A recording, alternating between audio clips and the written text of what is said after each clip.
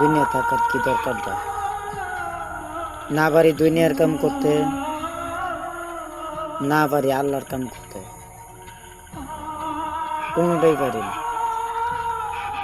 সবাই আমার লগে দোয়া করবেন, আল্লাহ যাতে আমার গুনাহ মাফ করে দা, দুনিয়ার থেকে যাতে লয়ে দা। আজ হোক কাল হোক দুনিয়া থেকে তো যাওয়ান লাগবে।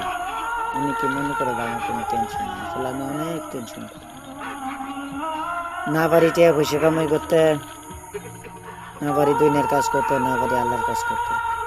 খালি অপরাধ হবে, খালি গুণ হবে, প্রচুর গুণ হবে। ঠিক মতো আল্লাহর কাজটা করতে পারি না। তা আমার এই দুনিয়ার থাকার কি দরকার? দুনিয়ার থাকার কোনো দরকার না। আছে চেহারা,